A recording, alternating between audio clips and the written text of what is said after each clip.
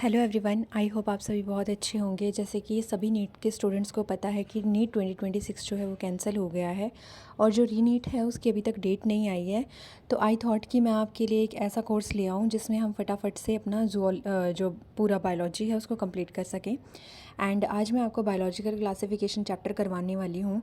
Due to time shortage मैं इस time पर स्लाइड शेयर का यूज़ कर रही हूँ जो मैंने डायरेक्ट गूगल से पिक की हैं। And this is a beautiful slide which is uploaded by Neha Rohatgi. तो बेसिकली ये उन्हीं की स्लाइड शेयर है जो class 11th biological classification chapter पे उन्होंने अपलोड की हुई है। तो हम ट्राई करेंगे कि हम इस कंसेप्ट से अपने जो टॉपिक्स हैं, जो हमारे जो जहाँ पे भी हमें अपने वीक पॉइंट लग रहे हैं इस चैप्टर के, उनको हम थोड़ा जल्दी से क्लियर कर पाएँ, right. And again thank you Neha Rohatgi, क्योंकि ये हमें जो स्लाइड शेयर है मुझे बहुत प्यारी लगी, बहुत ब्यूटीफुल है और इस तरीके से हम इस चैप्टर को अपना कवर कर सकते हैं। तो चलिए स्टार्ट करते हैं with the topic that is biological classification. जैसे कि आप सभी जानते हो कि नीट के लिए इस चैप्टर का बहुत हैवी वेटेज है। इसमें से बहुत सारे क्वेश्चंस ऐसे हैं जो डायरेक्टली नीट की लाइन से पूछ लिए जाते हैं। तो एक एक करके स्टार्ट करते हैं। सबसे पहले हम बात करते हैं अबाउट द इंट्रोडक्शन। तो इंट्रोडक्शन जो है उसमें देखो, आप किसी भी चीज़ को क्यों क्लासीफाई करते हो, ताकि आप उसको पहचानने के लिए वो आपके लिए इजी हो जाए। हर किसी को एक नाम दिया गया है ताकि हम उसको ईज़िली क्लासीफाई कर सकें, ईज़िली उसको पहचान सकें। हर स्पीसीज़ जो है, डॉग एनिमल में और भी, जैसे काऊ हो गए, ह्यूमन हो गए, सबकी अपनी अपनी एक आइडेंटिटी होती है और उस बेस पे हम उनको पहचान पाते हैं और जिससे क्लासिफिकेशन हमारे लिए थोड़ा इजी हो जाता है। सेम यहाँ पर भी सबसे पहले बायोलॉजिकल यानी जितने भी लिविंग ऑर्गेनिज्म है सबको क्लासीफाई करने के लिए अरिस्टोटल जी ने एक 2 सिस्टम क्लासिफिकेशन स्टार्ट किया था। उन्होंने क्या किया था इसमें, basically the identification of the differences among organism and placing them into groups that reflect their most significant feature and relationship is called biological classification। उन्होंने कहा था कि जो भी ऑर्गेनिज्म बहुत ज़्यादा मिलते जुलते हैं उनको उठा करके एक ग्रुप में डाल दीजिए। And it was first proposed by Aristotle ji ने सबसे पहले सिंपल मॉर्फोलॉजिकल कैरेक्टर का यूज़ किया था। क्या क्लासीफाई करने के लिए? प्लांट्स को ट्रीज़ में, श्रब्स में और हर्ब में। उन्होंने प्लांट की कैटेगरी बताई जहाँ पे आप उनको बाहर से देख के ही अलग अलग तरीके से डिफाइन कर सकते हो। जो बड़े प्लांट थे उनको ट्री बोला गया, जो हाइट में छोटे प्लांट थे उनको श्रब बोला गया और जो उससे भी छोटे थे उनको हर्ब्स की कैटेगरी में रखा गया। इसके अलावा उन्होंने एनिमल को दो तरीके से क्लासीफाई किया था। एक तो उन्होंने कहा था कि जिनके पास रेड ब्लड होता है और जिनके पास रेड ब्लड नहीं होता है, इनीमा और एनाइमा, ठीक है। तो इस तरीके से उन्होंने क्या किया था, जो एनिमल्स होते हैं उनको 2 डिफरेंट क्लासेस में कैटेगराइज कर दिया था। पर्पज़ ऑफ बायोलॉजिकल क्लासिफिकेशन क्या है? Is to organize the vast number of plant and animal into categories that could be studied easily. आप इसीलिए किसी चीज़ को क्लासीफाई कर रहे हो ताकि आप उसको ईजिली क्या कर सको, स्टडी कर सको। सबसे पहले सिस्टम ऑफ क्लासिफिकेशन की जब हम बात करते हैं तो आज के टाइम पे हमारे पास 6 किंगडम क्लासिफिकेशन है। हम ये जान लेते हैं कि किन्होंने कौन सा क्लासिफिकेशन दिया था और आज के टाइम पे सबसे ज़्यादा फेमस कौन सा क्लासिफिकेशन है।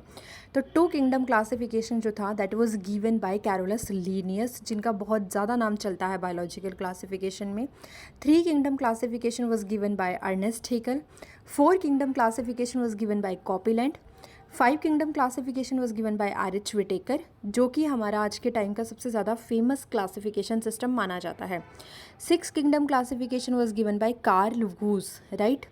एक बार ये भी देख लेते हैं कि किंगडम कौन कौन से दिए गए थे। तो जो 2 किंगडम क्लासिफिकेशन है वो आपका प्लांटिए और एनिमल, इन दोनों को अलग अलग डिफ्रेंशिएट कर रहा है, प्लांटिए एंड एनिमेलिया। 3 किंगडम क्लासिफिकेशन में आपके पास एक नया ग्रुप ऐड हो गया था, नया किंगडम ऐड हो गया था एंड दैट वाज प्रोटेस्टा। तो अगर कोई पूछे अर्नेस्ट हेकल ने कौन सा किंगडम दिया था तो आपका आंसर होना चाहिए प्रोटेस्टा। 4 किंगडम क्लासिफिकेशन में जो एक नया क्लासिफिकेशन ऐड हुआ था दैट वाज मोनेरा।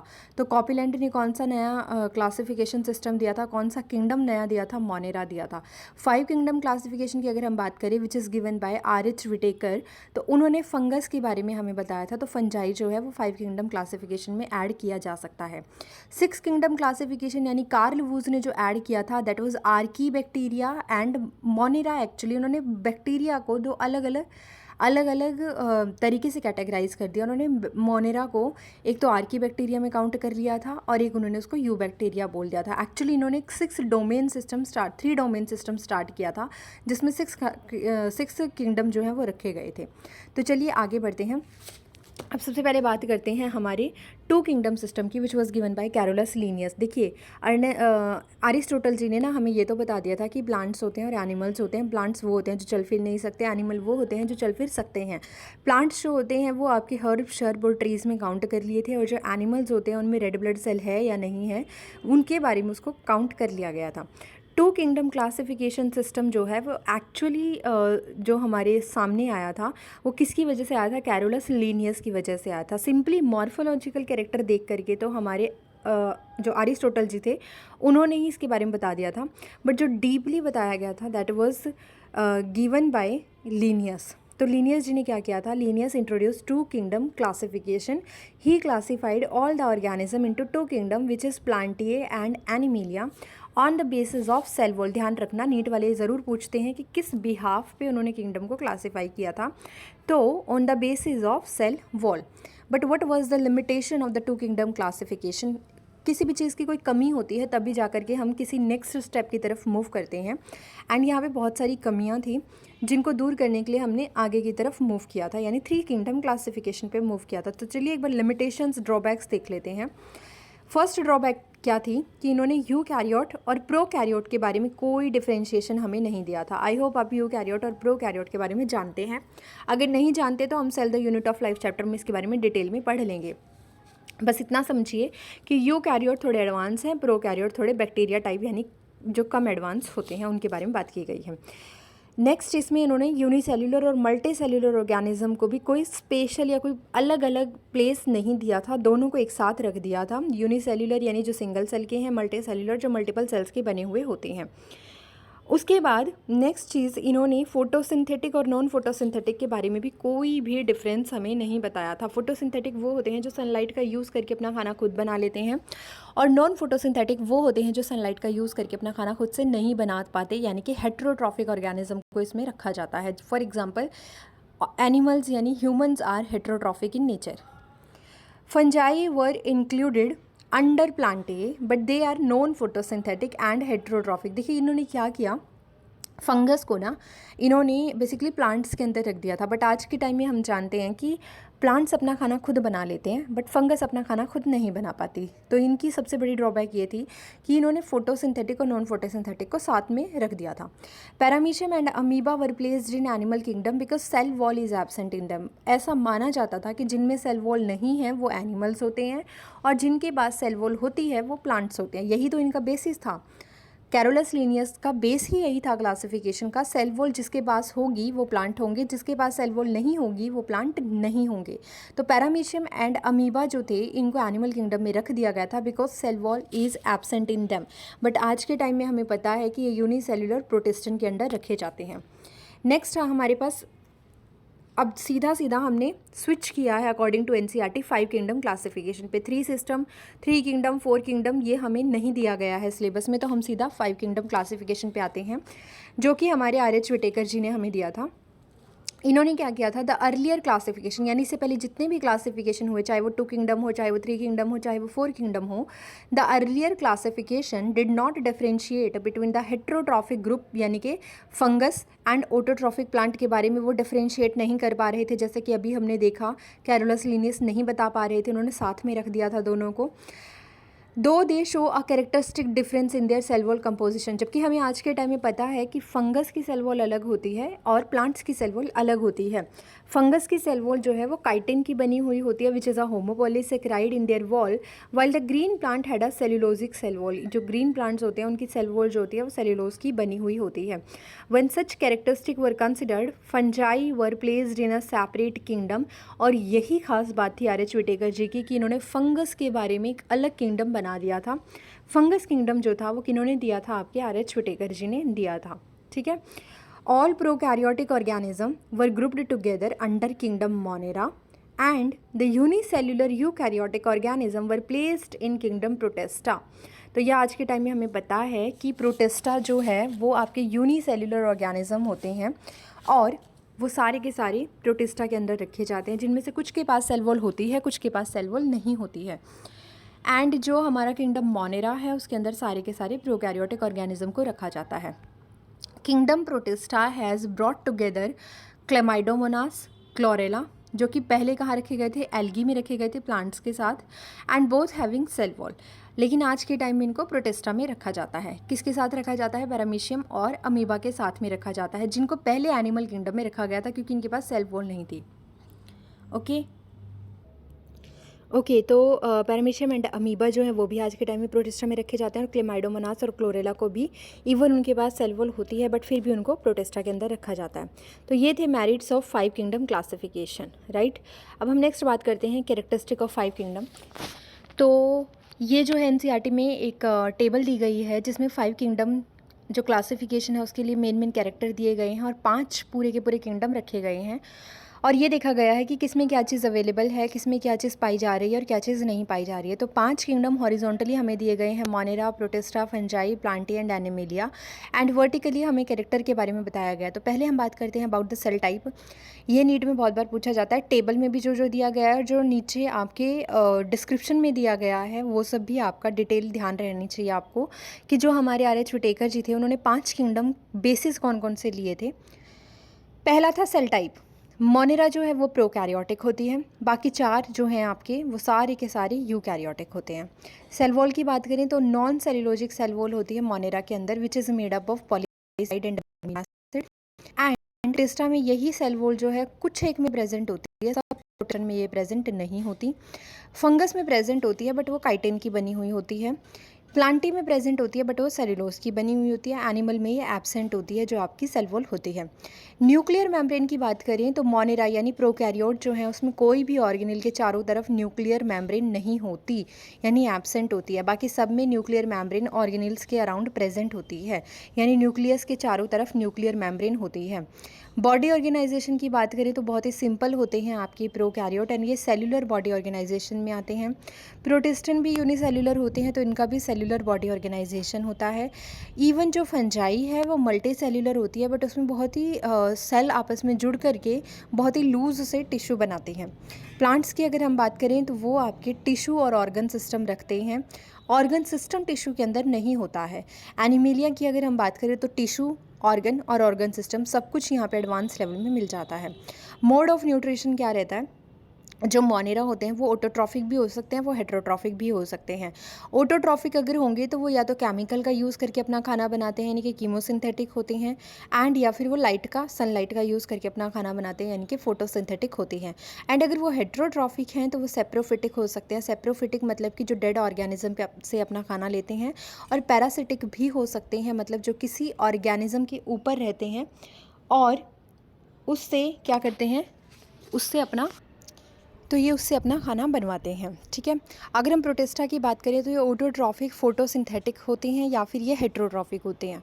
और अगर हम फंगस की बात कर रहे हैं तो ये बेसिकली हेटेरोट्रॉफिक होते हैं जिसमें सेप्रोफिटिक और पैरासिटिक आ सकते हैं। प्लांटी जो होते हैं वो आपको पता है सनलाइट का यूज़ करके अपना खाना खुद बनाते हैं, इसलिए वो ऑटोट्रॉफिक की कैटेगरी में आते हैं। और जो एनिमल्स होते हैं वो हेटेरोट्रॉफिक होते हैं यानी कि अपना खाना खुद नहीं बनाते हैं। They shows holozoic mode of nutrition और सेप्रोफिटिक मोड ऑफ न्यूट्रिशन।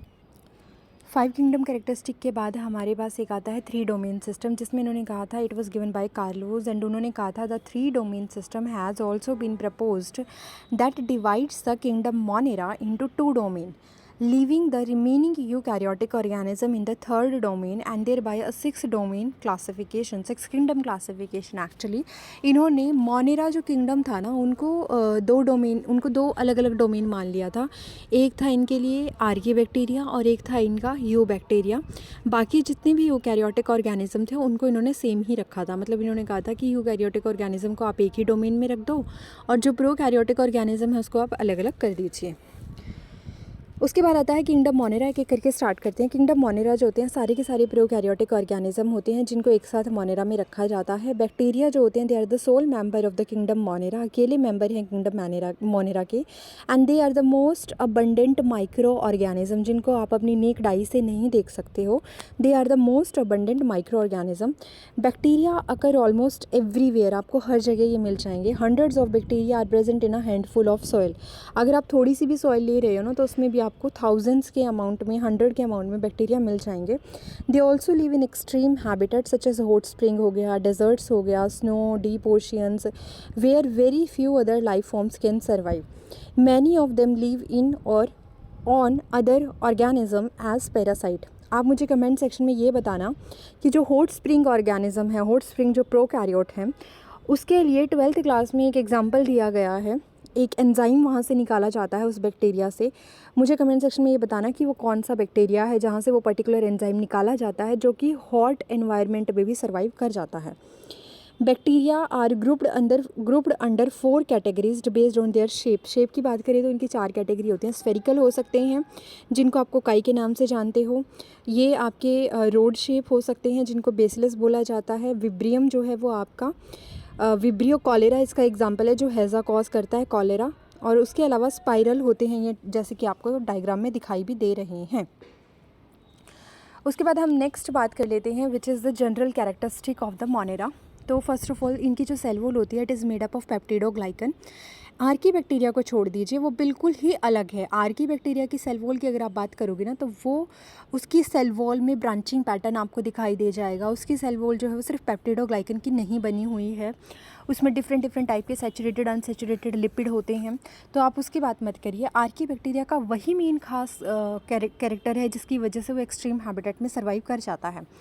इसीलिए कार्ल वूज ने उसके लिए एक अलग से डोमेन बनाया था। माइकोप्लाज्मा जो होती हैं उनकी सेल वॉल जो होती है एक्चुअली उनमें सेल वॉल जो है अलग तरीके से होती है। Cell wall is made up of peptidoglycan जो है वो सिर्फ मोनेरा में होती है। जेनेटिक मटेरियल की बात करें तो क्योंकि हम सब जानते हैं इनके पास जितने भी ऑर्गेनिल हैं वो सारी की सारी ऑर्गेनिल सिर्फ राइबोसोम एक्चुअली आपको मोनेरा में मिल जाएगा, उसके अलावा आपको कोई और ऑर्गेनिल मिलने वाली इसके अंदर है नहीं। और राइबोसोम भी है जो वो बिना मेम्ब्रेन के होता है, बिना मेम्ब्रेन बाउंड होता है। इसके अलावा इनके पास जो डीएनए है उसको न्यूक्लियोइड बोला जाता है, उसमें हिस्टोन प्रोटीन नहीं होती, न्यूक्लियर एनवेलप नहीं होता। इनका जो न्यूक्लियोप्लाज्म होता है जो न्यूक्लियस के सराउंडिंग में होता है वो भी एब्सेंट होता है। जो आपका आरएनए बनाने वाला न्यूक्लियोलस होता है वो भी इनमें एब्सेंट होता है। क्रोमैटिन इनमें एब्सेंट होता है। इसके जो मेम्ब्रेन बाउंड ऑर्गेनिल्स होती हैं वो सारी की सारी आपके प्रोकैरियोट में एब्सेंट होती है। इनके पास 70S टाइप का राइबोसोम होता है। जिन बच्चों ने एक बार अच्छे से पढ़ रखा है ये चैप्टर उन बच्चों के लिए बहुत डिटेल में उनको समझ में आने वाला है, उनकी क्विक रिवीजन हो जाएगी। उसके अलावा सिंस माइटोकॉन्ड्रिया भी इनमें एब्सेंट होती है, देयरफॉर रेस्पिरेटरी एंजाइम जितने भी होंगे वो सारे के सारे प्लाज्मा मेम्ब्रेन के साथ अटैच होते हैं जिसको हम मीजोसोम बोलते हैं। एंड बैक्टीरिया जो होते हैं वो रिप्रोड्यूस करते हैं मेनली बाय फिजन, जिसको हम बाइनरी फिजन कहते हैं। And sometime under unfavourable condition they produce the spores भी ये प्रोड्यूस करते हैं। Sorry for inconvenience in the background. And ये जो होते हैं ना अनफेवरेबल कंडीशन में स्पोर प्रोड्यूस करते हैं और इवन कई बार ये सेक्सुअल रिप्रोडक्शन भी कर लेते हैं। बट ध्यान रखना दिस इज़ अ पैरासेक्सुअलिटी, इनमें रियल टाइप का कोई सेक्सुअल रिप्रोडक्शन नहीं होता। एंड ये क्या करते हैं उसमें सिर्फ डीएनए को ट्रांसफ़र करते हैं एक बैक्टीरिया से दूसरे बैक्टीरिया में, which is a primitive type for sexual reproduction, right. Though the bacteria structure is very simple. ध्यान रखना ये क्वेश्चन नीट में कई बार आया हुआ है कि जो बैक्टीरिया की स्ट्रक्चर है वो भले ही सिंपल हो देखने में but they are very complex in behaviour. इनका बिहेव बहुत ज़्यादा कॉम्प्लेक्स होता है। अगर हम कंपेयर करें compared to many other organism, bacteria as a group show the most extensive metabolic diversity. इनके पास जो इनकी बॉडी के अंदर मेटाबॉलिज्म चल रहा होता है वो बहुत ज़्यादा एक्सटेंसिव होता है, बहुत ही ज़्यादा स्पेशल टाइप का होता है। उसके बाद न्यूट्रिशन की बात कर लेते हैं। तो ये मैंने जैसे कि पहले टेबल से कहा कि ऑटोट्रॉफिक भी होते हैं और ये हेटेरोट्रॉफिक भी होते हैं। तो ऑटोट्रॉफिक की बात करें केमोसिंथेटिक भी हो सकते हैं, फोटोसिंथेटिक भी हो सकते हैं।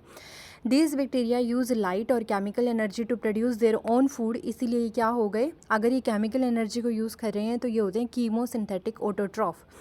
On the basis of source of energy, autotrophs are of the following type: photosynthetic autotroph and chemosynthetic autotroph। Chemical energy use करें तो chemosynthetic, light energy sunlight energy use करते हैं तो फोटोसिंथेटिक। हेट्रोट्रॉफिक की बात करें तो most of the bacteria are heterotrophic, that is they can not manufacture their own food, ये अपना खाना खुद नहीं बना सकते। There are 3 type of heterotrophic bacteria which is parasitic हो गया, सेप्रोफिटिक हो गया और सिम्बायोटिक हो गया। पैरासिटिक यानी किसी दूसरे ऑर्गेनिज्म को, होस्ट को हार्म करके अपना खाना लेते हैं। सेप्रोफिटिक मतलब डेड ऑर्गेनिज्म पे ये सर्वाइव करते हैं। और सिम्बायोटिक मतलब ये होस्ट को भी फ़ायदा पहुंचाते हैं और ख़ुद भी इनको फ़ायदा हो रहा होता है। उसके बाद हम बात करते हैं नेक्स्ट न्यूट्रिशन एंड बैक्टीरिया के बाद आर्की बैक्टीरिया की, जो कि स्पेशल डोमेन के अंदर रखी गई थी बाय कार्ल वूस। इन्होंने कहा था they are the most primitive form of life. सबसे पहले अगर दुनिया में कहीं पर कोई भी बैक्टीरिया आया था तो that was your archaebacteria. And these bacteria are special since they live in some of the most harsh habitat such as extreme salty areas, जहाँ पे बहुत सारा नमक होता है, जिन्हें हम हेलोफाइल्स बोलते हैं। हेलो मतलब सॉल्ट और फाइल्स मतलब लविंग। एंड हॉट स्प्रिंग्स यानी कि जो आपके थर्मो एसिडोफाइल्स होते हैं, जो टेम्परेचर लविंग होते हैं, जो एसिड लविंग होते हैं। एंड मार्शी एरिया जो मिथेनोजेंस की कैटेगरी में आ जाते हैं, राइट, जो मीथेन गैस प्रोड्यूस करते हैं। जैसे कि काऊ डंग से मीथेन गैस प्रोड्यूस होती है, तो मिथेनोजेंस जो हैं वो आपके र्यूमिनेंट्स के अंदर रहते हैं, यानी कि केटल्स वगैरह के अंदर रहते हैं। Archie bacteria differ from other bacteria in having a different wall structure and this feature is responsible for their survival in extreme habitat.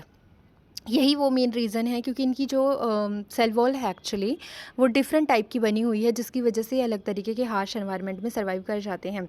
Methanogens are present in the gut of the several ruminant animals such as the cow and buffaloes and they are responsible for the production of methane which is biogas from the dung of these animals. So I hope आपको ये clear हो गया होगा कि बहुत सारे जो ruminants हैं, जैसे कि कैटल्स हो गए, आपके बफेलोज वगैरह हो गए, जो खाने को च्यू करके खाते हैं, तो एक्चुअली उनके अंदर, उनकी बॉडी के अंदर ये आर्की बैक्टीरिया सर्वाइव करते हैं। मिथेनोजेंस की कैटेगरी सर्वाइव करती है और जिनका काऊ डंग होता है उसको यूज़ करके फ्यूल बनाया जाता है, जिससे मीथेन गैस प्रोड्यूस होती है।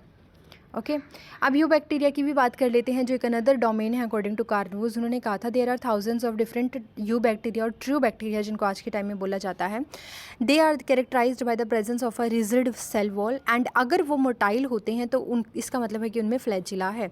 ध्यान रखना, सारे बैक्टीरिया के पास फ्लैजिला नहीं होता है, बट जिनके पास होता है तो हम बोलेंगे कि उनमें लोकोमोशन है, वो फ्लैजिला के थ्रू मूव कर सकते हैं। सबसे पहली कैटेगरी यू बैक्टीरिया में जो रखी गई है that is of cyanobacteria and the cyanobacteria को हम एक नाम से और जानते हैं which is BGA, that is blue green algae. And इसके पास क्लोरोफिल ए होता है, जो सिमिलर होता है आपके पास प्लांट्स के अंदर एक यूनिवर्सल पिगमेंट है विच इज़ क्लोरोफिल ए, इसीलिए इनको फोटोसिंथेटिक ऑटोट्रॉफ बोला जाता है। ये यूनिसेल्युलर भी होते हैं, ये कॉलोनी में भी रहते हैं, यानी कि बहुत सारी यूनिसेल्युलर जो बैक्टीरिया हैं, यू बैक्टीरिया हैं, वो एक साथ कॉलोनी में आ जाएंगे या फिर वो एक फिलामेंट टाइप स्ट्रक्चर बना लेंगे। इनको हम फिलामेंटस भी बोल देते हैं। ये फ्रेश वाटर में भी रहते हैं, मरीन वाटर में भी रहते हैं, ये टेरेस्ट्रियल भी होते हैं। The colonies are generally surrounded by gelatinous sheath. जो साइड में आप डायग्राम में एग्जांपल देख रहे हो, this is Nostoc eubacteria and यहाँ पर हर एक ग्रीन कलर की जो सेल है वो आपका एक बैक्टीरिया शो कर रही है एंड यहाँ पे ये फिलामेंट बना रहा है पूरा, और फिलामेंट की साइड में आपको ब्लू कलर की एक हल्की सी लेयर दिखाई दे रही है which is made up of gelatinous sheath. They often form blooms in the polluted water bodies. अगर आप देखोगे ना तो जो पोल्यूटेड वाटर बॉडीज़ होती हैं उसमें बहुत ज़्यादा अमाउंट में फैल जाते हैं और इनको हम एल्गल ब्लूम भी बोल देते हैं। और ये क्या करते हैं, ये वहाँ पे पोल्यूशन कॉज करते हैं। इनकी वजह से जो डिज़ोल्व्ड ऑक्सीजन है वो इनकी वजह से जो सनलाइट है वो नीचे तक पानी में नहीं जा पाती और ऑर्गेनिज्म की डेथ होने लगती है। Some of these organism can fix atmospheric nitrogen in specialised cell, जिसको हम हेट्रोसिस्ट बोलते हैं, जो यहाँ पर ब्लू कलर में रिप्रेजेंट की गई है डायग्राम के अंदर। इसका मेन एग्जाम्पल जो है वो है Nostoc and Anabaena. Okay next हम बात करते हैं about the chemotrophic and heterotrophic organism. Chemosynthetic autotrophic bacteria oxidise. इन्होंने कहा कि जो ऑर्गेनिज्म केमिकल एनर्जी का यूज़ करके अपना खाना खुद बना लेते हैं उनको कीमोसिंथेटिक ऑटोट्रॉफिक बैक्टीरिया कहा जाता है। और वो करते क्या हैं, वो बहुत सारे इनऑर्गेनिक सब्सटेंस जो होते हैं उनको क्या करते हैं, ऑक्सीडाइज करते हैं, सच एज नाइट्रेट हो गया, नाइट्राइट हो गया, अमोनिया हो गया, और उनके बाद उनको ऑक्सीडाइज करने के बाद जो एनर्जी यूज़ होती है, जो एनर्जी रिलीज़ होती है, उसको वो अपनी एटीपी प्रोडक्शन के लिए यूज़ करते हैं। ध्यान रखना, जो कीमोसिंथेटिक बैक्टीरिया होते हैं वो जो सनलाइट, वो जो अपना केमिकल लाइट का यूज़ करते हैं, केमिकल एनर्जी का जो यूज़ करते हैं, वो अपना खाना बनाने के लिए यूज़ नहीं करते, बल्कि अपनी बॉडी की एटीपी को प्रोड्यूस करने के लिए ये काम करते हैं।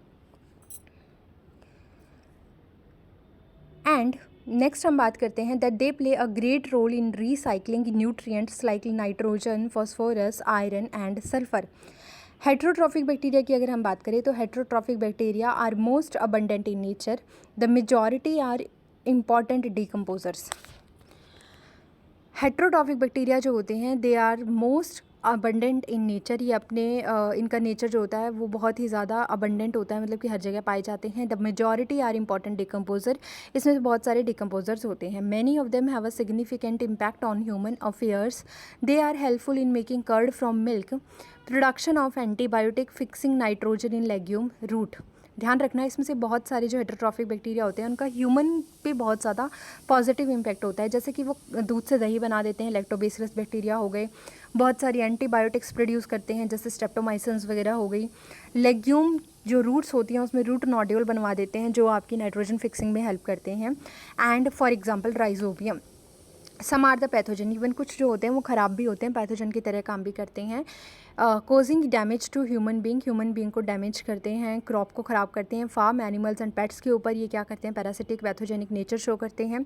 कॉलेरा जिसको हैज़ा बोला जाता है, typhoid, tetanus, citrus canker are well known disease cause by different bacteria. Cholera जो होता है वो विब्रियो कॉलेरा से होता है। टाइफॉइड आप सब जानते हो साल्मोनेला टाइफी से होता है। टेटनस आपका क्लस्ट्रीडियम टेटनाई से होता है। एंड सिट्रस कैंकर आपका कैंकर ज़ेंथोमोनास कैंकर से आपका होता है, राइट। तो ये डिफरेंट बैक्टीरिया होते हैं जिनकी वजह से ये डिजीज़ होती हैं। अब हम बात करते हैं अबाउट द माइकोप्लाज्मा। तो शायद मैंने पहले गलत बोल दिया था कि इनकी सेल वॉल अलग बनी होती है, बट ध्यान रखना माइकोप्लाज्मा जो होते हैं इनके पास ये होते बैक्टीरिया की कैटेगरी में ही है, बट आर्की बैक्टीरिया की सेल वॉल जैसे अलग होती है वैसे माइकोप्लाज्मा जो होता है इसके पास सेल वॉल नहीं होती है। Mycoplasma are the organism that completely lack a cell wall. They are the smallest living cell, और ये अपना ये सर्वाइव कर सकती है विदाउट ऑक्सीजन, तो इसको हम एनारोबिक की कैटेगरी में भी रखते हैं। Many mycoplasma are pathogenic in animals and plant, बहुत सारे एनिमल्स एंड प्लांट्स के अंदर ये क्या कॉज करते हैं, ये डिजीज़ कॉज कर देते हैं। एंड ध्यान रखना कि जो माइकोप्लाज्मा होते हैं इनको joker of the plant kingdom भी बोला जाता है क्योंकि अपनी शेप वगैरह भी चेंज कर लेते हैं। डायग्राम आपको याद करने की ज़रूरत नहीं है, आप चाहो तो आप इसको स्किप कर सकते हो। अब आ जाइए नेक्स्ट किंगडम पे, which is kingdom Protista. Sorry, all single celled eukaryote are placed under Protista. जितने भी सिंगल सेल ऑर्गेनिज्म थे, अगर वो सारी ऑर्गेनिल अपनी बॉडी के अंदर रख रहे थे तो अब उनको आप प्रोकैरियोट में नहीं रख सकते, अब आपको एक अलग से उनके लिए किंगडम बनाना होगा, and that was the kingdom Protista. But the boundaries of this kingdom are not well defined, इसकी बाउंड्रीज जो हैं वो वेल डिफाइंड नहीं है। ये ऐसा ऑर्गेनिज्म है, एक ऐसा किंगडम है जो आपका फंगस से भी मैच कर जाएगा, एनिमल से भी मैच कर जाएगा, प्लांट से भी मैच कर जाएगा, इसलिए इसकी कोई डिफाइंड बाउंड्री नहीं है। Member of Protista are primarily aquatic, बहुत ज़्यादा पानी में रहते हैं। This kingdom forms a link with others dealing with plant, animal and fungi. As I told you कि ये हर तरीके से दूसरे ऑर्गेनिज्म से बिलोंग कर जाता है। बीइंग यूकैरियोटिक, क्योंकि ये यूकैरियोट है, the protistan cell body contains a well defined nucleus, क्योंकि ये यूकैरियोट है तो इसके पास एक न्यूक्लियस भी होगा, उसकी खुद की एक बाउंड्री भी होगी। And other membrane bound organelle such some even have flagella और cilia for their locomotion. Protista जो होते हैं ये रिप्रोड्यूस करते हैं, सेक्सुअली भी रिप्रोड्यूस कर देते हैं और एसेक्सुअली भी रिप्रोड्यूस करते हैं by a process involving cell fusion and zygote formation. या तो ये सेल को फ्यूज़ करवाते हैं या फिर ये जाइगोट का फॉर्मेशन करवाते हैं। इसको आप अलग से कैटेगरीज़ में डिफ़ाइन कर सकते हो। 5 कैटेगरी होती हैं, क्राइजोफाइट हो गया, डाइनोफ्लैजिलेट्स हो गया, यूक्लिनॉइड्स हो गए, स्लाइम मोल्ड हो गए, प्रोटोजोन्स हो गए। एक एक करके डील करते हैं। क्राइजोफाइट की बात करते हैं सबसे पहले। This group include diatoms and the golden algae which is desmid and they are found in the fresh water as well as in the marine environment. Diatoms पे नीट में कई बार क्वेश्चन पूछा जा चुका है। दे आर वेरी माइक्रोस्कोपिक, मतलब कि इनको नेक्ड आई से आप नहीं देख सकते हो। And they float passively in the water currents, जैसा प्लैंकटन होते हैं ना वैसे ही ये बिना एनर्जी का यूज़ किए जहाँ जहाँ वाटर करंट मूव करती हैं ये वहाँ पर साथ में चल देते हैं। None of these them are photosynthetic, इनमें से कोई भी फोटोसिंथेटिक नहीं होता है। In diatoms the cell wall forms, sorry, most of them are photosynthetic. मैं वही सोच रही हूँ कि ये गलत किस तरीके से है, मैंने गलत रीड किया है। Most of them are photosynthetic, यानी कि ज़्यादातर अपना खाना खुद बना लेते हैं, तो ध्यान रखना they are autotrophic in nature.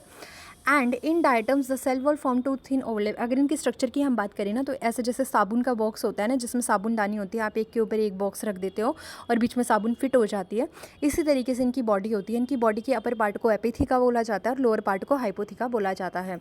तो क्या होता है कि in diatoms the cell wall form two thin overlapping shell which fit together as a soap box. The walls are embedded with silica and thus the walls are indestructible. इनकी जो wall होती है ना, उसमें सिलिका होता है, इसलिए इनकी वॉल जो होती है वो टूटती नहीं है।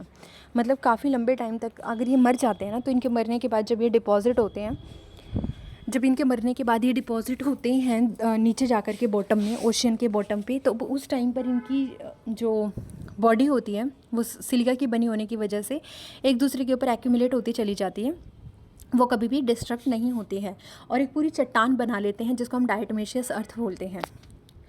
Thus, diatoms have left behind large amount of cell wall deposit in their habitat. This accumulation over billions of years is referred to as the diatomaceous earth. Being gritty, the soil is used in polishing, filtration of oils and syrup. Diatoms are the chief producer in ocean. इन्होंने कहा कि being gritty, the soil is, जो diatomaceous earth होती है ना, जब उसमें silica है, तो जब उसको उठा करके लाया जाता है तो उसमें जो ग्रिटीनेस होती है, जो रफनेस होती है, उसकी वजह से इसको पॉलिशिंग में यूज़ किया जाता है। ये सारे क्वेश्चन आए हुए हैं नीट में, तो please be careful with this topic. Polishing में यूज़ किया जाता है, filtration of oil and syrup में यूज़ किया जाता है, and diatoms are the chief producer of the ocean. ये लाइन आई हुई है, मल्टीपल टाइम्स आई हुई है, that diatoms are the chief producer in the ocean. Diatomaceous earth form करते हैं, सिलिका होता है इनकी सेल वॉल के अंदर, मोस्टली फोटोसिंथेटिक होते हैं, विदाउट एनर्जी का यूज़ करके वाटर करंट के थ्रू मूव कर जाते हैं, मोस्टली फ्रेश वाटर में रह रहे होते हैं। डाइटम्स और गोल्डन एल्गी यानी डेस्मिड इसके अंदर इंक्लूड किए जाते हैं, और इनकी जो सॉइल होती है वो polishing filtration of oil syrup में यूज़ की जाती है, and these are the chief producer in the ocean.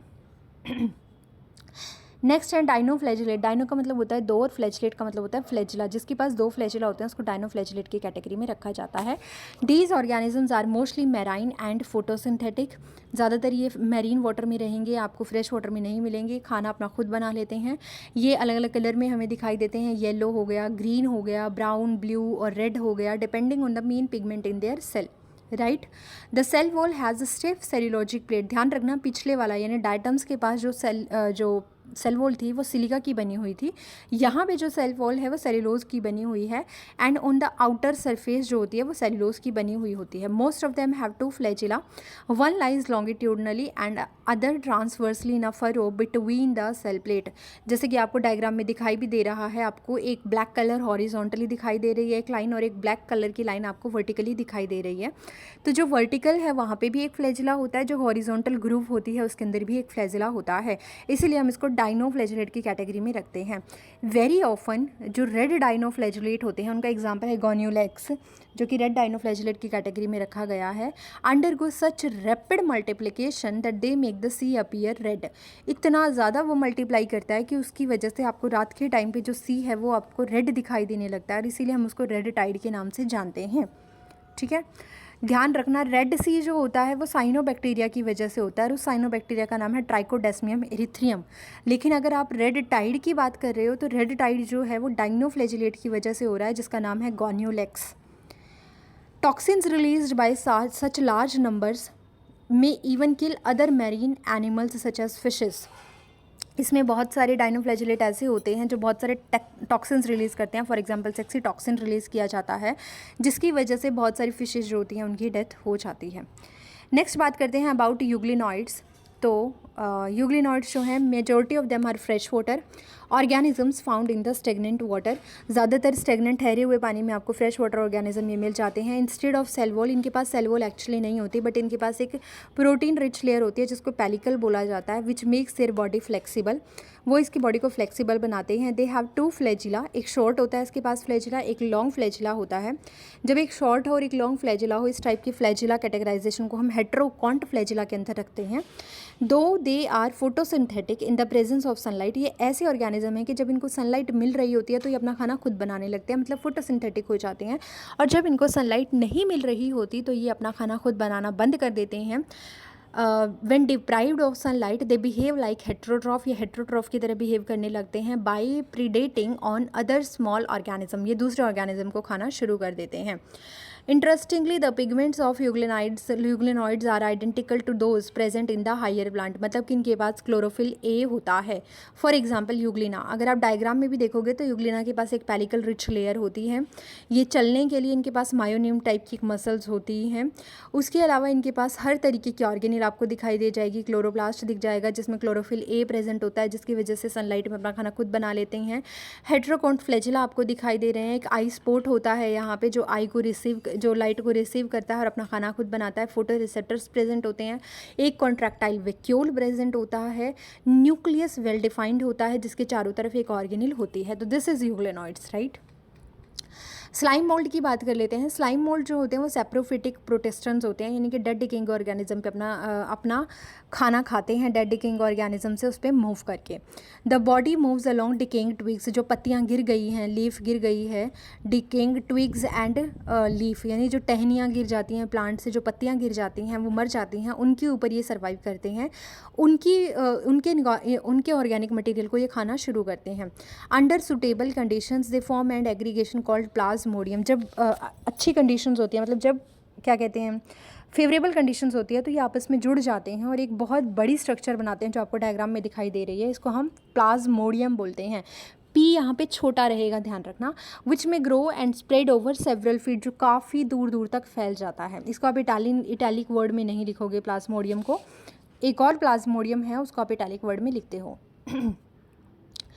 During unfavorable conditions, the plasmodium differentiate and form fruiting bodies bearing spores at their tip. As I told you कि ये हर तरीके से animal से, plant से और आपका एनिमल, प्लांट और fungi in सब से ये बिलोंग करता है आपका प्रोटेस्टा। तो यहाँ पे आपको देखने को मिलेगा कि जब प्लाज्मोडियम फेवरेबल कंडीशन में बना, इसके पास कोई सेल वॉल नहीं है, तो ये एनिमल लाइक कैरेक्टर शो कर रहा है। जब एक अनफेवरेबल कंडीशन आई तो इसी प्लाज्मोडियम ने खुद को डिफ्रेंशिएट किया और अपनी टिप पर फ्रूटिंग बॉडी बना ली है। वो फ्रूटिंग बॉडी बनाने का जो मेन प्रोसेस है वो फंगस की तरह है, तो यहाँ पे ये फंगस की तरह दिखाई दे रहा है। और इसने स्पोर्स रख लिए हैं उस फ्रूटिंग बॉडी के अंदर, और उन स्पोर्स के चारों तरफ सेल्यूलोज की सेल वॉल है जो प्लांट से मैच कर रही है। The spore possess true wall, they are extremely resistant and survive for many years. जो स्पोर्स होते हैं वो काफ़ी लंबे टाइम तक सर्वाइव करते हैं, even under adverse condition, and the spores are dispersed by air current के थ्रू ये दूर दूर तक चले जाते हैं। अब लास्ट कैटेगरी आती है प्रोटोजोन की। The all protozoans are heterotrophic and live as predator और पैरासाइट।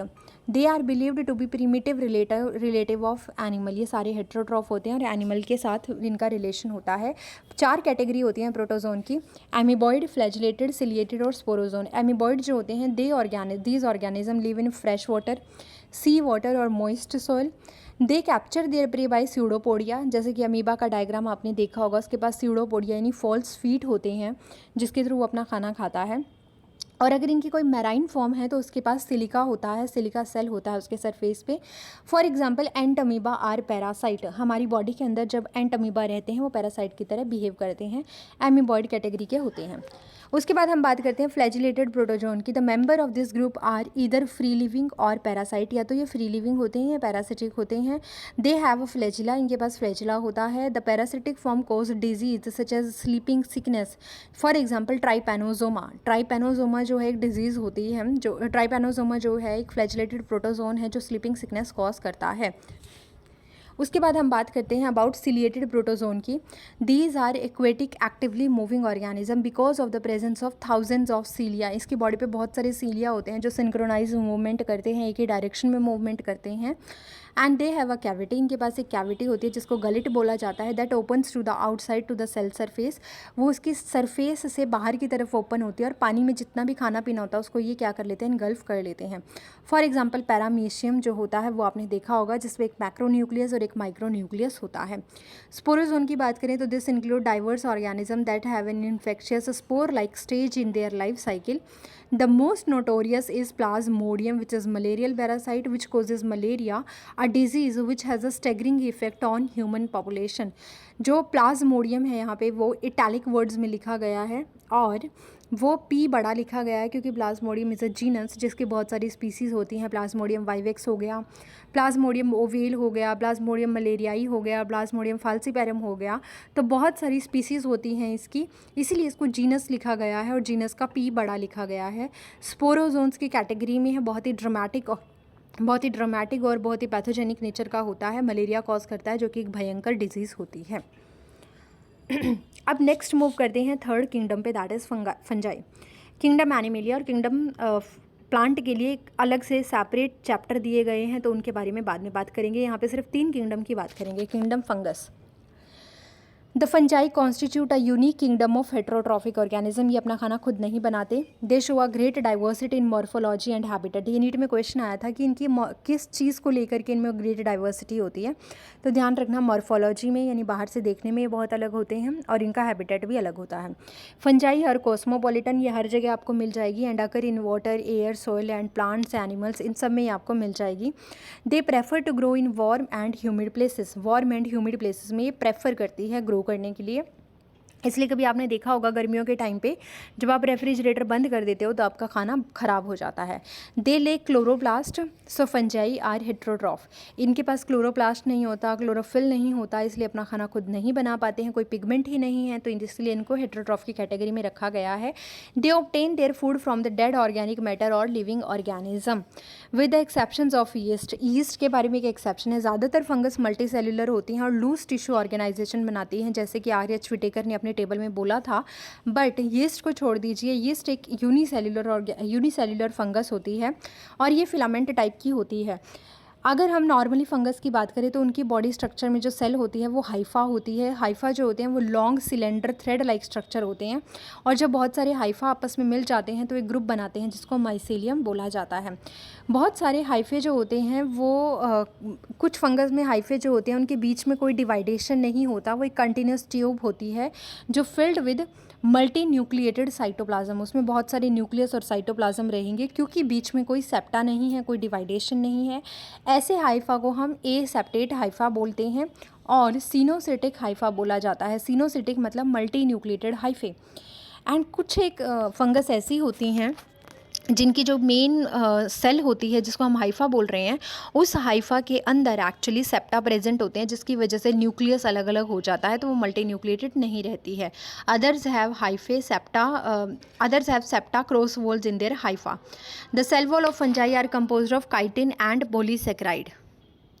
फंगस की सेल वॉल जो होती है वो काइटिन एंड पॉलीसेकेराइड की बनी हुई होती है। फंगस में न्यूट्रिशन की बात करें 3 तरीके से होता है, saprophytic, parasitic, symbiotic. As I told you, saprophytic dead organism पे रहते हैं ये, और पैरासिटिक वो होते हैं जो अपना खाना एनिमल जो प्लांट एनिमल के ऊपर रहते हैं और अपना खाना उनसे लेना शुरू कर देते हैं। और सिम्बायोटिक वो होते हैं जो एक दूसरे के साथ एसोसिएशन बनाते हैं और दोनों को फ़ायदा होता है। सिम्बायोटिक में है लाइकन और एल्गी। एक्चुअली लाइकन का एग्जांपल यहाँ पे ले सकते हो, जिसमें एल्गी और फंगस एक साथ रहते हैं, और इसमें आप माइकोराइजा का एग्जांपल भी ले सकते हो, जहाँ पे फंगस जो होती है वो रूट्स ऑफ हायर प्लांट के साथ रहती है और सिम्बायोटिक रिलेशनशिप शो करती है। उसके बाद हम रिप्रोडक्शन की अगर फंगस में बात करें तो ये 3 तरीके से हो सकता है। वेजिटेटिव रिप्रोडक्शन, जिसमें फंगस अपना हाइफा तोड़ देती है और वो हाइफा जहाँ भी गिरता है वहाँ पर एक नया फंगस ग्रो कर जाता है।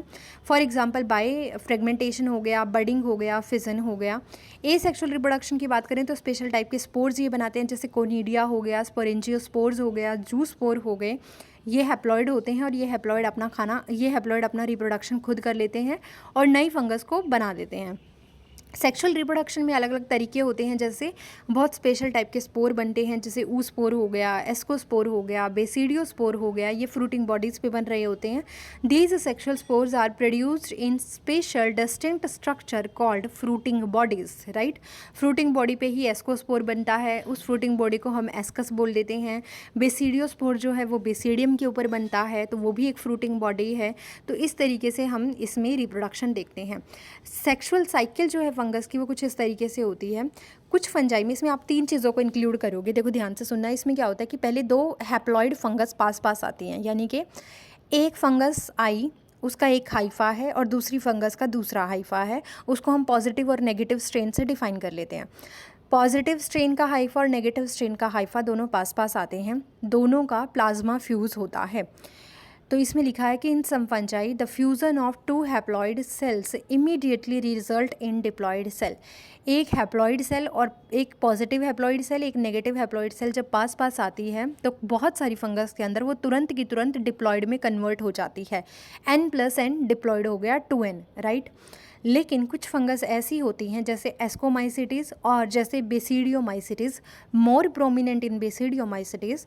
उसमें क्या होता है कि जब एक फंगस पॉजिटिव हाइफा यानी जो एन है जो हैप्लॉइड है और जो दूसरा नेगेटिव हाइफा जो हैप्लॉइड है, जब वो दोनों पास आते हैं तो उनका जो प्लाज्मा फ्यूज़ होता है जिसको हम प्लाज्मोगेमी कहते हैं, उसके बाद जब उनका न्यूक्लियस फ्यूज़ होना होता है तो उसमें टाइम लगता है। यानी एक ऐसी स्टेज आती है जहाँ पर n+n दोनों सेल्स के अंदर न्यूक्लियस अलग अलग रखा रहता है, वो आपस में फ्यूज़ नहीं होता। उस स्टेज को हम 2n नहीं बोल सकते, उस स्टेज को हम n+n बोलते हैं और इस फेज़ को डाईकैरियोन फेज़ बोला जाता है और ये स्टेज जो होती है उसको डाईकैरियोटिक स्टेज बोला जाता है। तो वही लिखा है कि however in other fungi ascomycetes and basidiomycetes में there is an intervening dikaryotic stage, यानी n+n 2 nuclei per cell occurs. Such a condition is called a dikaryon and the phase is called dikaryophase of fungus. Lateral, the parental nuclei fuse and the cell become diploid. The fungi form fruiting bodies in which reduction division occurs and leading to formation of haploid spore. बाद में क्या होता है कि जो n+n की stage में जो न्यूक्लियस रखे हुए थे वो आपस में फ्यूज़ कर जाते हैं और सेल अब फाइनली डिप्लॉयड बन जाती है। देखो, डिप्लॉयड स्टेज हर जगह बनेगी, हर फंगस के अंदर बनेगी, लेकिन कुछ में वो तुरंत बन जाती है और कुछ में वो टाइम लेती है। जिसमें n+n रखे रहते हैं, न्यूक्लियस दूर दूर रखे रहते हैं, बट सेल का फ्यूज़न हो जाता है, उस स्टेज को हम इंटरवेनिंग स्टेज बोलते हैं और उस स्टेज को हम डाईकैरियोफेज के नाम से जानते हैं। डाई मतलब दो, कैरियोन मतलब न्यूक्लियस, राइट। बाद में ये फंजाई जो होती हैं फ्रूटिंग बॉडीज़ बनाती हैं और फिर उनमें क्या होता है, डिप्लॉयड सेल्स में हैप्लॉयड के लिए रिडक्शन डिवीज़न होता है, मियोसिस होती है and leading to formation of haploid spore. अब इन्होंने यहाँ पे यही चीज़ दिखा रखी है साइकिल में। सबसे पहला क्या होता है कि जो प्रोटोप्लाज्म है वो दो पॉजिटिव और नेगेटिव स्ट्रेन का पास पास आता है, चाहे वो दोनों मोटाइल हों चाहे वो नॉन मोटाइल हो, पास पास आते हैं गैमेट और उसको हम बोलते हैं प्लाज्मोगेमी। बाद में क्या होता है कि सबसे पहले इसमें ये तरीका बता रखा है कि जब एक फंगस को रिप्रोड्यूस करना होता है सेक्सुअली, तो जो दो हैप्लॉइड हाइफे हैं जो मैंने अभी कहा कि पॉजिटिव और नेगेटिव, जब वो कंपैटिबल होते हैं मीटिंग के लिए तो वो एक दूसरे के पास आते हैं और फ्यूज़ करते हैं। फिर उनका प्रोटोप्लाज्म का फ्यूज़न होता है गैमेट्स में, चाहे वो मोटाइल हो चाहे वो नॉन मोटाइल हो। अब उनके न्यूक्लियस का फ्यूज़न होता है जिसको कैरियोगेमी बोला जाता है। और तीसरा, उनका जो जाइगोट जो डिप्लॉयड स्ट्रक्चर बनी है उसमें डायरेक्ट मियोसिस हो जाती है, कोई एम्ब्रियो नहीं बनता, इसलिए हम इसको नॉन एम्ब्रियोफाइट की कैटेगरी में रखते हैं। Meiosis in zygote resulting in haploid spore again, और ये साइकिल कंटिन्यू चलती रहती है। आई होप ये समझ आया होगा। अब क्लासिफिकेशन ऑफ फंगस की अगर हम बात करें तो 4 क्लासिफिकेशन होती हैं, फाइकोमाइसिटीज़, ascomycetes, बेसिडियोमाइसिटीज़ and the ड्यूटेरियोमाइसिटीज़।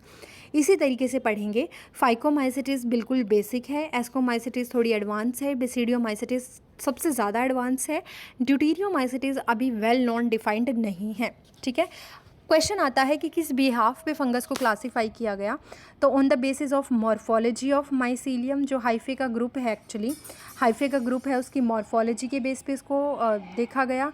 Mode of spore formation, spore किस तरीके के बन रहे हैं, और फ्रूटिंग बॉडी कौन कौन सी बन रही है, उस बिहाफ पे क्लासिफिकेशन किया गया। तो चलिए एक एक करके पढ़ना स्टार्ट करते हैं। पहले फाइकोमाइसिटीज़ की बात करते हैं। जो ये है फाइकोमाइसिटीज़, ये बहुत ही बेसिक है और इसका माइसीलियम ए सेप्टेट है, मतलब उसमें किसी तरह का डिवाइडेशन नहीं है और उसमें बहुत सारे न्यूक्लियस हैं, इसलिए उसका माइसीलियम जो है वो ए सेप्टेट है, सिनोसिटिक है, मल्टी न्यूक्लिएटेड है। Member of phycomycetes are found in aquatic habitat and on decaying wood in moist and damp places और as obligate parasite on plant. ये कहाँ कहाँ मिलते हैं वो बताया गया है। ए सेक्सुअल रिप्रोडक्शन के लिए इसमें जूस्पोर बनते हैं जो कि मोटाइल होते हैं, और ए प्लानोस्पोर भी बनते हैं लेकिन वो नॉन मोटाइल होते हैं। These spores are endogenously produced in the sporangium. Sporangium एक बड़ी सी कैविटी होती है जिसके अंदर ये स्पोर प्रोड्यूस होते हैं, ए सेक्सुअल स्पोर प्रोड्यूस होते हैं। अगर सेक्सुअल स्पोर्स की हम बात करें तो सेक्सुअल स्पोर के लिए यहाँ पे जाइगोस्पोर बनता है, is formed by fusion of 2 gamete which is diploid in nature. These gametes are similar in morphology, अगर गैमेट्स जो हैं वो सिमिलर हैं तो उनको आइसोगैमस बोलेंगे, अगर वो डिसिमिलर हैं तो उनको एनआइसोगैमस और ऊगैमस की कैटेगरी में रखा जाता है। फाइकोमाइसिटीज़ के एग्जांपल है म्यूकर हो गया, राइजोपस हो गया, राइजोपस जो आपके ब्रेड पे लग जाती है इसलिए इसको ब्रेड मोल्ड के नाम से जाना जाता है, एंड एल्ब्यूगो कैंडिडा जो कि पैरासिटिक फंगस होती है मस्टर्ड के ऊपर, तो ध्यान रखना मस्टर्ड के ऊपर जो फंगस है उसका नाम है एल्ब्यूगो कैंडिडा, और ये क्वेश्चन पूछा गया है। नेक्स्ट हम बात करते हैं एस्कोमाइसिटीज़ की। They are saprophytic, decomposers, parasitic और कोप्रोफिलस यानी कि काउ डंग के ऊपर ये ग्रो करते हैं। सेप्रोफिटिक होते हैं, डिकम्पोजर होते हैं, पैरासिटिक होते हैं। ध्यान रखना इनका माइसीलियम जो होता है उसमें सेप्टा होते हैं, इसकी वजह से ये मल्टी न्यूक्लिएटेड नहीं हो पाता, ये ब्रांच भी होता है। इसके एसेक्सुअल स्पोर कोनिडिया होते हैं जो बाहर की तरफ प्रोड्यूस होते हैं। कोनिडिया जो है वो एक्जोजीनियसली प्रोड्यूस होते हैं स्पेशल माइसीलियम पे, जिसको कोनिडियोफोर कहा जाता है। एक्चुअली इसकी एक स्टॉक होती है, उसको कोनिडियोफोर कहते हैं। उस कोनिडियोफोर के ऊपर आपके कोनिडिया ग्रो करते हैं जो बाहर से ही दिखाई देते हैं, इसके लिए इसको एक्सोजीनियस बोला जाता है। Conidia on germination produce mycelium, क्योंकि ये एसेक्सुअल स्पोर है, इनको फ्यूज़ होने की ज़रूरत नहीं होती। सेक्सुअल स्पोर इसके होते हैं एस्कोस्पोर, जो कि प्रोड्यूस होते हैं अंदर की तरफ एक सैक लाइक स्ट्रक्चर में, जिसको एस्काई या एस्कस बोला जाता है। उस एस्कस में 8 एस्कोस्पोर प्रोड्यूस होते हैं। These asci are arranged in different type of fruiting body, जिसको एस्कोकार्प बोलते हैं। एस्कोकार्प के ऊपर बहुत सारे बॉक्सेस होते हैं जिनको एस्कस या एस्काई बोला जाता है, और उनके अंदर 8 यानी 8 के नंबर में एस्कोस्पोर प्रोड्यूस होते हैं, and these are the sexual spore, और इसको हम एंडोजीनियसली बोलते हैं। इसमें एग्जाम्पल आते हैं न्यूरोस्पोरा, ध्यान रखना न्यूरोस्पोरा पे बहुत बार क्वेश्चन आ चुका है। न्यूरोस्पोरा क्रासा बोलते हैं हम इसको। क्यों ये इतना ज़्यादा फेमस है? क्योंकि ये बायोकेमिकल एंड जेनेटिक वर्क के लिए यूज़ किया जाता है फॉर द जीन मैनिपुलेशन। अगर आपको काम करना है लैब के अंदर तो न्यूरोस्पोरा एक बेस्ट मॉडल होता है। क्लेविसेप्स परप्यूरिया हो गया जिससे हमें LSD मिलती है। उसके अलावा एस्परजिलस हो गया, यानी कि ये आपको डायग्राम में भी दिखा रखा है एस्परजिलस, इससे भी हमें बहुत सारे एसिड मिलते हैं। पेनिसिलियम जिससे हमें पेनिसिलिन मिला है विच इज़ एंटीबायोटिक, और यीस्ट जिसको हम बेकर यीस्ट बोलते हैं, ब्रीवर यीस्ट बोलते हैं। सेक्रोमाइसिस सेरिवेशियाई भी एस्कोमाइसिटीज़ के अंदर आती है। इवन मोरल्स एंड ट्रफल्स जो होते हैं वो भी इसमें इंक्लूड किए गए हैं, which are edible and delicious, खाने में बहुत टेस्टी लगते हैं, एडिबल होते हैं। नेक्स्ट होती है बेसिडियोमाइसिटीज़ जो सबसे एडवांस होती है। ये भी इसका माइसीलिया सेप्टेट होता है, ब्रांच होता है, एंड इसको हम ब्रैकेट फंजाई और पफ बॉल के नाम से जानते हैं। ये सॉइल में और जो प्लांट के लट्ठे होते हैं वहाँ पे ग्रो करता है, प्लांट बॉडी में एज अ पैरासाइट ये ग्रो करता है। इसमें कोई भी सेक्सुअल स्पोर नहीं, एसेक्सुअल स्पोर नहीं होता। Asexual spore are generally not found, but vegetative reproduction इसमें होता है, वो भी फ्रेगमेंटेशन से बहुत ज़्यादा कॉमन है। इसके अंदर सेक्स ऑर्गन भी इवन एब्सेंट होते हैं, इसीलिए इसके अंदर सिर्फ और सिर्फ सेक्सुअल स्पोर बनते हैं। इसमें प्लाज्मोगैमी जो है वो 2 सोमेटिक सेल्स जो होती हैं डिफरेंट स्ट्रेन की, जैसे पॉजिटिव और नेगेटिव स्ट्रेन, ये हाइफे जब पास आते हैं तो उनका प्लाज्मा फ्यूज़ करता है, जिसको हम प्लाज्मोगैमी बोलते हैं। The resultant structure is dikaryotic, as I told you कि इसमें एक डाइकैरियोन स्टेज बनती है, यानी कि 2 न्यूक्लियस तुरंत जो होते हैं वो फ्यूज़ नहीं होते, उसमें टाइम लगता है। कि इंटरवेनिंग स्टेज आती है, डाइकैरियोन स्टेज आती है। और बेसिडियम के अंदर इसमें जो बेसिडियम है वो इसकी जो उसके अंदर उसके बाहर इसके बेसिडियोस्पोर लगते हैं, और वो जो रिजल्टेंट स्ट्रक्चर बनती है डाइकैरियोटिक, उसको वो किसको बनाती है? बेसिडियम को बनाती है। जब कैरियोगैमी होती है, जब 2 हैप्लॉइड से डिप्लॉइड बनता है, फिर उसमें म्योसिस होती है, फिर बेसिडियम जो है वो 4 बेसिडियोस्पोर प्रोड्यूस करता है, और ये बाहर की तरफ प्रोड्यूस होते हैं। They are exogenously produce on the basidium which are arranged in fruiting bodies, जो कि फ्रूटिंग बॉडी में अरेंज होते हैं, जिसको बेसिडियो कार्प बोला जाता है। बेसिडियो कार्प के ऊपर बेसिडियम होता है, और बेसिडियम पे एक्सोजीनियसली एक स्ट्रक्चर से 4 बेसिडियोस्पोर ग्रो करते हैं, और ये हमेशा रिडक्शन की वजह से होता है। इसमें एग्जाम्पल आते हैं अगैरिकस मशरूम जिसको आप खाते हो, यूस्टिलेगो हो गया, स्मट हो गया, एंड पक्शीनिया हो गया, रस्ट फंगस हो गया। इनको याद रख लेना, ये बहुत इंपॉर्टेंट है। अगैरिकस का कॉमन नेम है मशरूम, यूस्टिलेगो का कॉमन नेम है स्मट, और पक्शीनिया इसका कॉमन नेम है रस्ट फंगस। ये जो आपकी वीट होती है उसके ऊपर लगती है। ड्यूटीरियोमाइसिटीज़ की बात कर लेते हैं। इसका माइसीलियम भी सेप्टेट और ब्रांच होता है। इसको हम इम्परफेक्ट फंजाई के नाम से जानते हैं, क्योंकि इसमें एसेक्सुअल और वेजिटेटिव फेज़ ही हम जानते हैं, कोई सेक्सुअल फेज़ हम इसके बारे में नहीं जानते हैं। अगर मान लीजिए इसके हम क्या करते हैं, हम फंगस ढूंढने गए और हमें बहुत सारी फंगस मिली है, और कुछ फंगस ऐसी हैं जिनको हम वेल डिफरेंशिएट कर सकते हैं कि वो एस्कोमाइसिटीज़ की है, फाइकोमाइसिटीज़ की है, बेसिडियोमाइसिटीज़ की है, बट कुछ फंगस ऐसी होती है जिसको हम डिफाइन नहीं कर पाते, तो हम उसको उठा करके ड्यूटीरियोमाइसिटीज़ के अंदर रख देते हैं। इन फ्यूचर जब हमें उसका कुछ मिलता जुलता फीचर लगता है कि हाँ वो एस्कोमाइसिटीज़ से मिल रही है, तो हम ड्यूटीरियोमाइसिटीज़ से उसे उठा करके एस्कोमाइसिटीज़ के अंदर रख देते हैं। तो when the sexual form of these fungi were discovered, they were moved into classes they rightly belong to। जिस क्लास से वो बिलोंग करते हैं, जब उनकी सेक्सुअल फॉर्म हमें पता चलती है, हम उसके अंदर इसको रख देते हैं। The deuteromycetes reproduce only by asexual spore known as conidia. सिर्फ कोनीडिया से क्या करते हैं, रिप्रोड्यूस करते हैं। सम मेंबर इसके सेप्रोफिटिक होते हैं, पैरासिटिक होते हैं, while a large number of them are decomposers of litter and help in mineral recycling. Mineral recycling में ये हेल्प करते हैं। इसके एग्जाम्पल है अल्टरनेरिया हो गया, कॉलिटोट्रिकम हो गया, ट्राइकोडर्मा हो गया, ये सारे इसके एग्जाम्पल होते हैं जो आपको याद रखने हैं। ठीक है, उसके बाद हम बात करते हैं किंगडम प्लांटिया, जो यहाँ पे तो नहीं बताया गया है, बस ये कहा गया है कि इसमें सारे यूकैरियोटिक क्लोरोफिल कंटेनिंग ऑर्गेनिज्म रखे जाते हैं। इसमें बहुत सारे पार्शियली हेट्रोट्रॉफिक प्लांट भी होते हैं, और इवन इंसेक्टिवोरस प्लांट और पैरासाइट प्लांट भी होते हैं। For example Venus flytrap हो गया, ब्लैडर वर्ट हो गया, कस्कूटा हो गया। Cuscuta is a total stem parasite होता है। The plant cell have an eukaryotic structure, पूरी यूकैरियोटिक स्ट्रक्चर होती है जिसके पास अब प्रोमिनेंट क्लोरोप्लास्ट होता है, और इसकी जो सेल वॉल होती है that is mainly made up of cellulose. Life cycle of plant जो होता है उसके पास दो डिस्टिंक्ट फेजेस होती हैं, एक होती है डिप्लॉयड स्पोरोफाइट और एक होती है हैप्लॉयड गैमेटोफिटिक। ये सारी स्टेजेस मैं आपको प्लांटिया में पढ़ाऊंगी। डिप्लॉयड होता है स्पोरोफाइट जो कि एडवांस स्ट्रक्चर है, और हैप्लॉयड होता है गैमेटोफाइट जो कि एक दूसरे को अल्टरनेट करते रहते हैं। The length of the haploid and diploid phases vary among different group in plant and the phenomena is called as alternation of generation. इसी फिनोमिना की वजह से कुछ प्लांट में सेप्रोफाइट प्रोमिनेंट होती है और कुछ प्लांट में गैमेटोफिटिक स्टेज जो होती है वो प्रोमिनेंट होती है।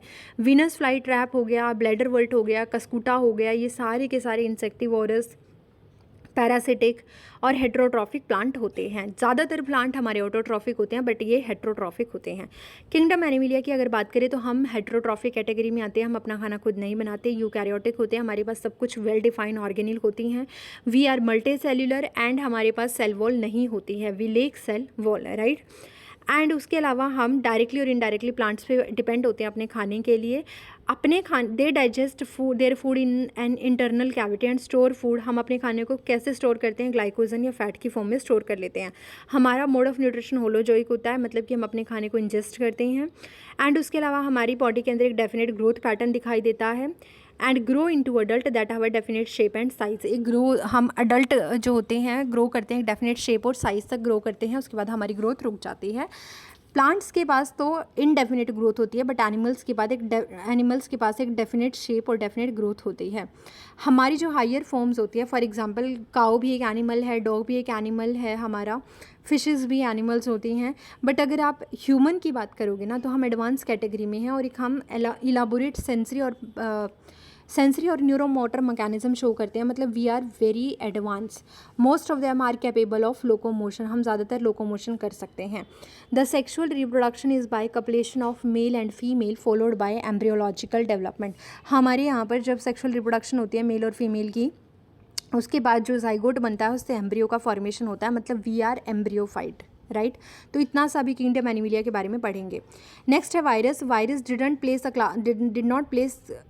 did not find a place in classification since they are not considered truly living। Viruses को तो लिविंग कंसिडर ही नहीं किया गया, इसलिए उनको किसी भी जगह पे नहीं रखा गया था क्लासिफिकेशन के अंदर। वायरसेस को नॉन सेल्युलर ऑर्गेनिज्म माना गया है। ऐसा माना गया है कि जब वो बाहर रहते हैं एनवायरनमेंट में तो वो एक इनर्ट क्रिस्टलाइन स्ट्रक्चर होते हैं, बट जब वो सेल के अंदर आ जाते हैं तो वो होस्ट की मशीनरी को हैक कर लेते हैं और अपने आप रेप्लिकेट करना शुरू कर देते हैं और होस्ट को मार देते हैं। दिमित्री इवानोस्की ने 1892 में एक रिकग्नाइज़ किया था एक सर्टेन माइक्रोब को, जो कि क्या करता है, मोज़ेक डिजीज़ कॉज करता है। टोबैको के अंदर एक कैजुअल ऑर्गेनिज्म है, कैजुअल माइक्रोब है जो डिजीज़ कॉज करता है। These were found to be smaller than bacteria, वो बैक्टीरिया से स्मॉलर पाए गए थे, because they passed through the bacteria proof filter. जब उन्होंने बैक्टीरिया प्रूफ फिल्टर के अंदर से उनको रखा तो वो उसको भी क्रॉस कर गए थे, यानी कि वो बैक्टीरिया से भी छोटे होते हैं। M.W. बेजरनिक ने 1898 में डेमोन्स्ट्रेट किया था एक तंबाकू का प्लांट था, टोबैको का प्लांट था, वो इन्फेक्शियस था, उसमें से एक फ्लूइड निकाला और एक हेल्दी प्लांट के अंदर डाल दिया। अब वो जो हेल्दी प्लांट था वो भी क्या हो गया, ख़राब हो गया, इन्फेक्शियस हो गया। तो उन्होंने उसको नए पैथोजन को एक वायरस का नाम दिया था और उन्होंने कहा था कि जो फ्लूइड है ये इन्फेक्शियस फ्लूइड है, इसको हम कॉन्टाजियम वाइवम फ्लूइडम के नाम से जानेंगे, यानी कि इन्फेक्शियस लिविंग फ्लूइड। इसमें एक वायरस है जो क्या करता है, इन्फेक्शन कॉज करता है। डब्ल्यू एम स्टेनले ने 1935 में क्या किया, उन्होंने एक वायरस के बारे में बताया, कि वायरस की स्ट्रक्चर के बारे में बताया एक्चुअली, कि इट शुड बी क्रिस्टलाइज्ड, इसको हम क्रिस्टलाइज कर सकते हैं। एंड जो क्रिस्टल्स होते हैं वो मेनली प्रोटीन के बने हुए होते हैं। They are inert outside their specific host cell. जब तक उनको अपना स्पेसिफिक होस्ट नहीं मिल रहा तब तक वायरस बाहर के एनवायरनमेंट में डेड होते हैं, इनर्ट होते हैं। Viruses are obligate parasite. Viruses जो होते हैं वो बिल्कुल पक्के पैरासाइट होते हैं। जब वो किसी बॉडी के अंदर होते हैं वो सिर्फ तभी जिंदा होते हैं, अदरवाइज वो मरे हुए माने जाते हैं। दो डायग्राम एनसीईआरटी ने दिखा रखे हैं, टोबैको मोज़ेक वायरस और एक बैक्टीरियोफाज। टोबैको मोज़ेक वायरस में जो वायरस है उसके पास क्या है, एक जेनेटिक मटेरियल है, एक प्रोटीन की कोट है।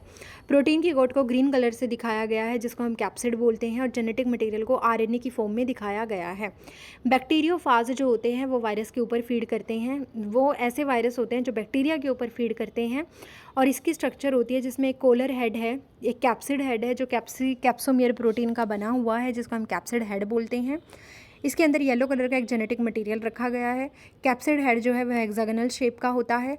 एक कोलर कोलर दिखा रखा है, उसके बाद एक शीट है और एक बेस प्लेट है, वहाँ से बहुत सारी स्पाइक्स निकली हुई हैं और टेल फाइबर निकले हुए हैं, जिनका काम होता है किसी बैक्टीरिया के साथ जाकर के अटैच हो जाना और अपना जेनेटिक मटेरियल उस बैक्टीरिया के अंदर डाल देना और वहाँ से सारा खाना ले लेना। जेनेटिक मेकअप की अगर हम बात करते हैं वायरस की, तो basically in addition to protein viruses also contain genetic material. या तो ये आरएनए हो सकता है या डीएनए हो सकता है। ध्यान रखना, एक ही वायरस के अंदर आरएनए और डीएनए दोनों नहीं हो सकते। वायरस के पास एक न्यूक्लियस होता है और एक प्रोटीन होता है जिसको हम न्यूक्लियो प्रोटीन बोलते हैं, एंड द जेनेटिक मटेरियल इसका इन्फेक्शियस होता है। इन जनरल जो होते हैं वायरसेस दैट इन्फेक्ट प्लांट, जो वायरस प्लांट को इन्फेक्ट करते हैं उनका genetic material mainly single standard RNA होता है। जो एनिमल को इन्फेक्ट करते हैं वो या तो सिंगल स्टैंडर्ड आरएनए होगा या डबल स्टैंडर्ड आरएनए होगा या डबल स्टैंडर्ड डीएनए होगा। सिंगल स्टैंडर्ड डीएनए कभी भी उनका जेनेटिक मटेरियल नहीं होता। बैक्टीरियोफाज जो होते हैं उनका genetic material mainly double standard DNA होता है। ये नीट में पूछा गया क्वेश्चन है, तो ध्यान रखना। प्रोटीन कोट को कैप्सिड बोलते हैं, जो बहुत छोटी छोटी यूनिट से मिल के बना हुआ होता है, जिसको हम कैप्सोमियर बोलते हैं। ये जेनेटिक मटेरियल को प्रोटेक्ट करता है। The capsomere are arrange in helical और polyhedral geometric form as you seen in your bacteriophage structure. Viruses बहुत सारे डिजीज़ कॉज करते हैं, जैसे मम्स हो गया, स्मॉल पॉक्स हो गया, हर्ब्स, इन्फ्लुएंजा, एड्स भी ह्यूमन के अंदर वायरस ही कॉज करता है। प्लांट के जो सिम्टम होते हैं, प्लांट में अलग अलग सिम्टम दिखाई दे जाते हैं वायरल इन्फेक्शन की वजह से, जैसे मोज़ेक फॉर्मेशन हो गया, लीफ रोलिंग हो गई, कर्लिंग हो गई, लीफ रोल हो जाती है, कर्ल्ड हो जाती है, लीफ येलो हो जाती है, वेन जो होती है वेन क्लियरिंग हो जाती है, ड्वार्फिंग हो जाती है, हाइट छोटी रह जाती है, स्टंटेड प्लांट हो जाते हैं। ठीक है, ये सारी वायरस की वजह से होते हैं। उसके बाद हम बात करते हैं वायरॉइड्स, प्रायन्स एंड लाइकन की। तो जो वायरॉइड्स होते हैं, टियोडाइनियर ने 1971 में वायरॉइड की खोज की थी। इन्होंने एक न्यू इन्फेक्शियस एजेंट देखा था that was smaller than the viruses. ये वायरस से भी छोटा था एंड ये कोज करता था potato spindle tuber disease. It was found to be a free RNA. इसका जो इन्फेक्शियस मटेरियल था वो फ्री आरएनए था। It lack the protein coat. इसके पास कोई प्रोटीन कोट नहीं थी, सिर्फ और सिर्फ क्या होता है, वायरॉइड्स के पास एक इन्फेक्शियस मटेरियल होता है that is found in viruses, जो कि प्रोटीन कोट वायरसेस में मिल रही थी वो वायरॉइड्स में नहीं मिलती है। Hence the name viroid. The RNA of the viroid was of low molecular weight. बहुत ही कम मॉलिक्यूलर वेट का इसका आरएनए होता है। इस पर कोई प्रोटीन की कोट नहीं होती है। टियोडाइनियर ने इसके बारे में बताया था।